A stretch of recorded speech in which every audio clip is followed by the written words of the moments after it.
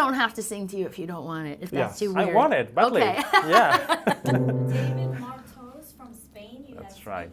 Okay. Thank you very much for being with us today. Thank you. How do you compose a classic? How do you do that? I don't know. How do you? I don't know. We just try and tell the story that we're trying to tell, and think about the character and where the character's head is at. With Frozen, we were really lucky to be included in the storytelling process.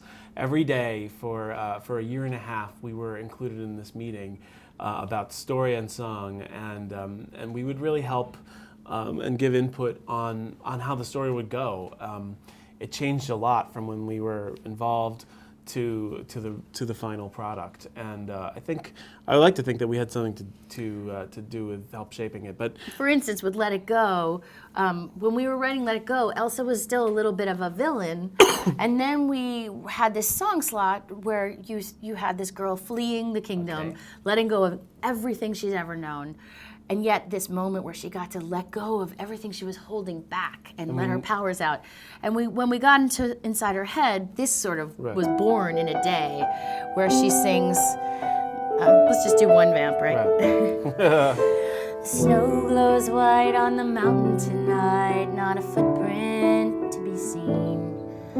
A kingdom of isolation, and it looks like I'm the queen. And then you find her fear mantra, which is sort of, don't let them in, don't let them see. Be the good girl you always have to be. Conceal, don't feel, don't let them know. Well, now they know. Let it go, let it go. So once you got into the head of all this fear she'd been feeling, you understood why she does what she does, and she couldn't be a villain anymore. She became a protagonist.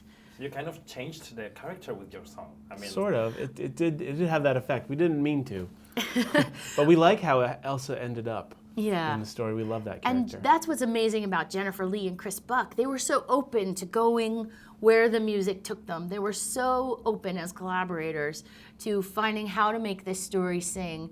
And how to make it the same story where fear, true love conquers fear and is more extraordinary than even a superpower with fear. Okay, and where do you find your inspiration? I mean, apart from the script, where do you look for? Well, every song that we wrote, we would sit and think about what are some songs like this. Let's listen to some songs, and we would talk a lot with every song about how to, where does it go, where does it start, what are the characters thinking. For example, with what's a good one? Do you want to build a snowman? Oh yeah, Do You Want to Build a Snowman was inspired just by one picture of two sisters on either sides of a door. Now we have two daughters, and we know what goes on both sides of the door. We know that feeling of one who's dying to play with the other and the other being too busy. So it sort of was born into this yearning song. Do you want to build a snowman? Come on, let's go and play. I never see you anymore.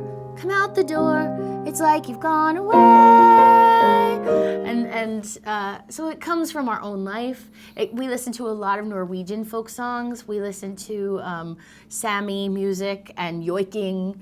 We listen to the classic Disney songs. And did you feel anxious about keeping up to the expectations? I mean, yes, but that's also part of the drive to want to work with Disney. There's high expectations.